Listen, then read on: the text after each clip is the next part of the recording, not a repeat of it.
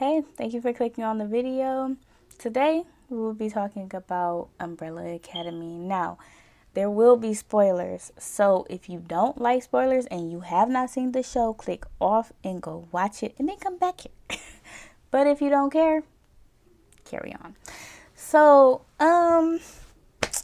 we're mainly going to be talking about how much I can stand season 4 and how they ended things. But in the midst of that, we'll throw in some things from the other seasons because I don't think I have anything in particular that I want to say about the other 3 seasons that I need to focus on that hard. So yeah, let's just jump into it. Let's start off by talking about how season 3 ended. Okay. Now, I liked season 3. I know that it was a little bit divided. Some people didn't like it, but I am a part of the group that did like it. Now, we see at the end that Allison, because she helped Reginald create this new world or whatever, she actually got what she wanted, which was her 60s husband and her daughter from the first, original timeline, right? Which doesn't make sense. You wouldn't have her with him. You would have a completely different kid. But whatever. Nothing in season 4 makes sense, which you will see.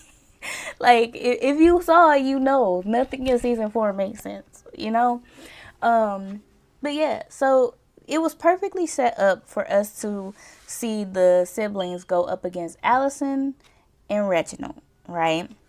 It was perfectly set up. Or at least it was perfectly set up for them to be like, hey, Allison, you tripping, and maybe some small battle, and then she'd be like, all right, this is crazy, this is insane. Let me help y'all take down Reginald, right? We could have at least gotten something like that, right? They're definitely, and this is the thing, there was originally supposed to be 5 seasons, but Netflix rushed it for other projects. Netflix rushed one of their highest rated shows and one of their most enjoyed shows for other projects that didn't do it well. One of the projects was Stranger Things, and they botched that too, but it wasn't, I don't think Netflix is the one that botched season 5 of Stranger Things. I think it was other reasons, but this ain't about Stranger Things. Maybe I'll make a video on that, but we'll see. But yeah, they rushed the project, so we ended up getting one less season, and they had to try and scurry around to rush a conclusion, okay?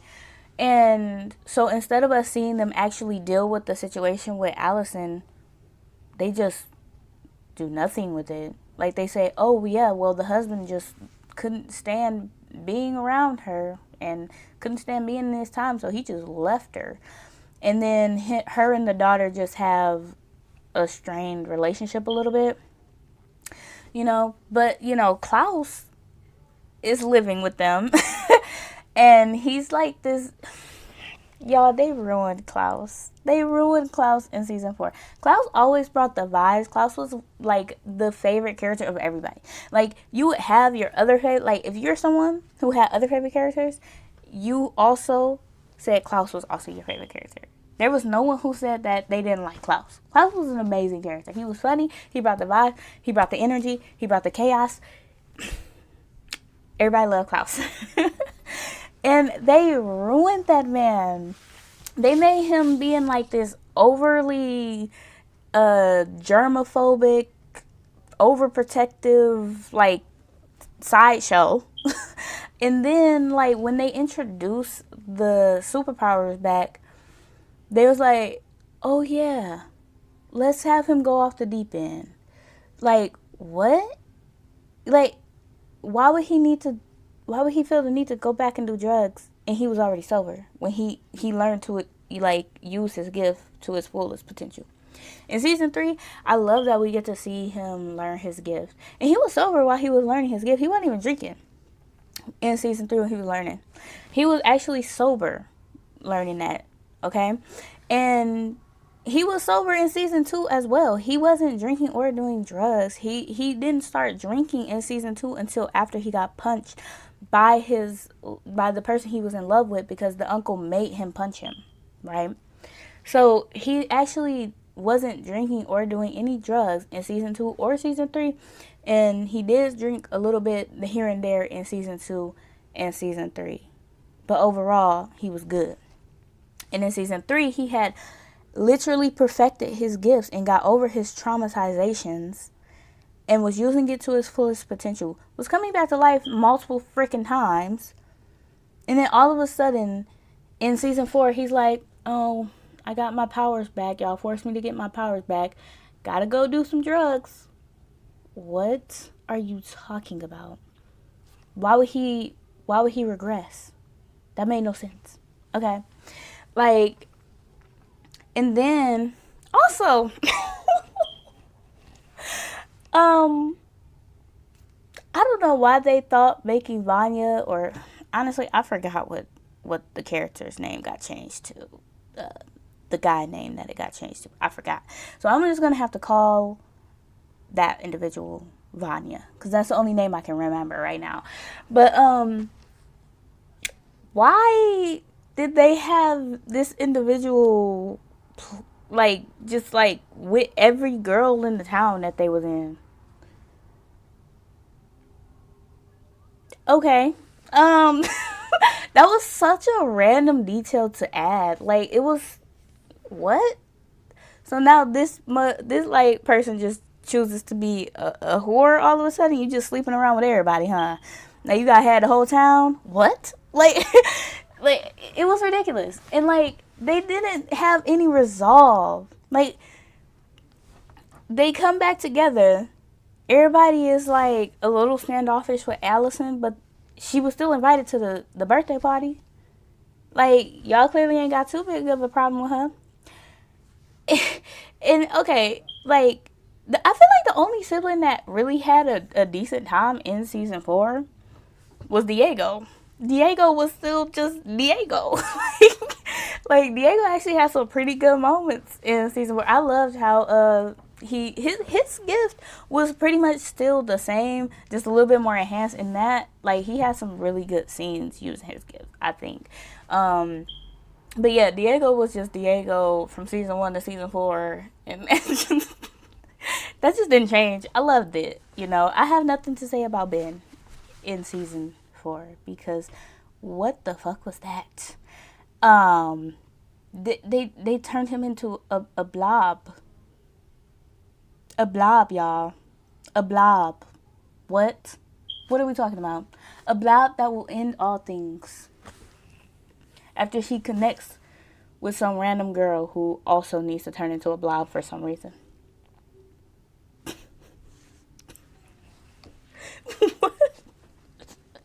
You see what I'm talking about? Like, it makes no sense. It literally makes no sense at all. Like, season 4 was crazy. Like, and then they freaking I also, let me point out, I hated that they just had the gifts in a jar of the marigold stuff. Like, wasn't it like supposed to be like pollen or something like that in the first season? I don't really remember, but I don't remember it being in a liquid form. But somehow you have it in a liquid form in season 4 and they can just drink it.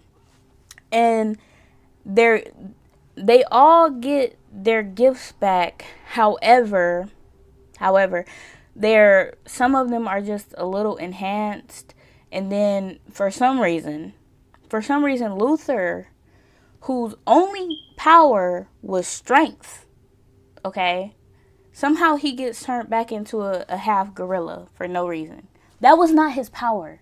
The only reason he looked like that is because Reginald had shot him with the thing because he went on a solo mission and almost died. He shot him with the stuff that he gave to Pogo. That's the only reason he looked like that. That had nothing to do with his superpower. There was no reason for them to make him look like that again in season 4. No reason at all. We could have actually had a normal Luther in season 4. Like, it wouldn't have changed the plot because he would have just had his normal strength power and he's a dumb blonde. So he would have still just been a dumb blonde. Didn't need to make him a monkey, a half monkey. Like, it was unnecessary. Like, I hated when they did that. It made no sense. It added to the plot at all. It didn't add anything to the plot. You know what I mean? Like, it made no sense at all. And then I feel like they was just waiting for the guy who plays 5. I think they was just waiting for that little boy to turn into an 18-year-old. Because the moment he's legal, y'all got him in a weird situation. Some weird love triangle. Mind you, 5 and Diego had a pretty decent sibling relationship. And they was like, oh, let's just mess this over by having 5 sleep with his wife. What? I liked 5 and Layla's relationship, or Lila. Is it Layla or Lila? I think it's Lila. I liked their relationship, their frenemies relationship in season 2 and season 3. Like, they was like, we gonna box here and there, but we here. You know what I mean? Like, we are, you're one of us, we cool, but we also gonna fight sometimes. Like, that's pretty much their relationship. It was a frenemies type of relationship. I liked that dynamic. It worked well, especially for how the characters portrayed themselves. I thought it worked well. I don't know why they thought, oh yeah, this guy's, he's 18 now, let's put him in a weird relationship with an adult because he's old enough to be in a weird relationship on TV now. That's what it felt like. It was weird. It was gross. I didn't like it. It was unnecessary. Also, mind you, 5's whole thing since season 1 is to fix the timeline, because he was like, oh, there's an apocalypse coming, which he didn't know he created the apocalypse. In season 1, if he had just sat down at that desk and not done anything, there would have been no apocalypse. Everything would have concluded. Because Vanya was finding the book. She would have been like, hey, dude, what's this? You're a psychopath. She would have ran off. Then Allison and Luther had declared their love for one another. She was taking him to go meet her daughter. And I don't really remember what personal thing Diego had going on, but I know he helped Klaus tie up to that chair so he could get sober. And Klaus actually saw the love of his life. Like, the version of him that remembered Klaus, that loved him back. You know what I mean? 5 ruined everything. 5 created that. 5 created all the apocalypses, except for in season 4 where they made it Ben's fault somehow. I don't know what they was doing. It made no sense. Like, it pisses me off with how confusing and how, like, all over the place it was. But yeah, like, his whole thing was fixing the timeline, and then y'all get to this weird strawberry field place and you just like, I'm in love with you, let's not care about any apocalypse. What? And it irritates me because he finds the book about the subways, because another version of him leaves the book about the subways while he's standing there. You could have just talked to yourself about, hey, yeah, I just left a cafe with a bunch of us. And they said, we the cause and the effect. We the problem. And you, instead of doing that, you just left the book. And he had to go and find it himself. And also, mind y'all, in season 3, the reason why there was an apocalypse is because they were in a timeline where their parents did not exist. So it created a Kugelblitz. So why is the conclusion in this sacred timeline, this normal timeline, the first and only timeline they're supposed to be,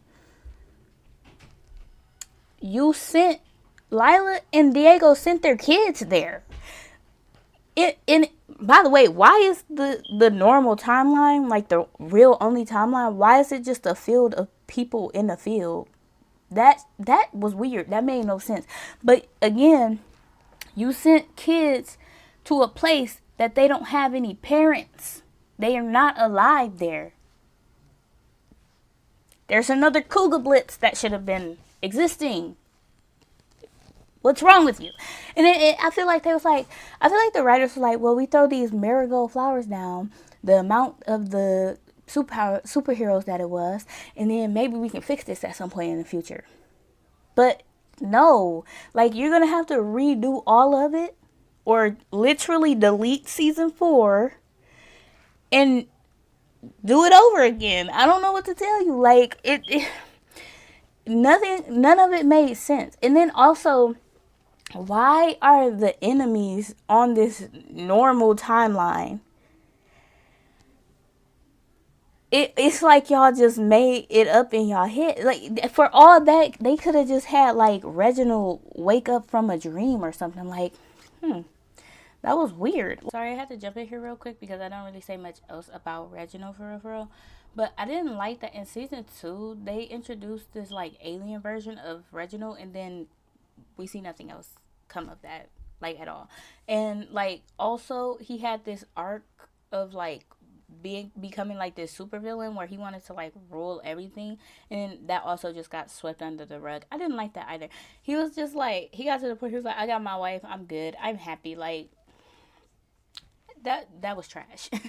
But anyways, carry on. Like, I would have been more satisfied if at the very end of that scene of all of these people just in a big field for no reason and these marigolds popping up, I would have been more satisfied with Reginald waking up from a dream like, man, that was crazy. And he had like a pet monkey that like that can't actually talk, and his wife is there, and like her wife's friend is who the robot lady was. You know what I mean? Like, I would have been more satisfied with that than what we got. That was terrible, and it was confusing, and it made no sense at all. Like, and they literally ruined every character's dynamic.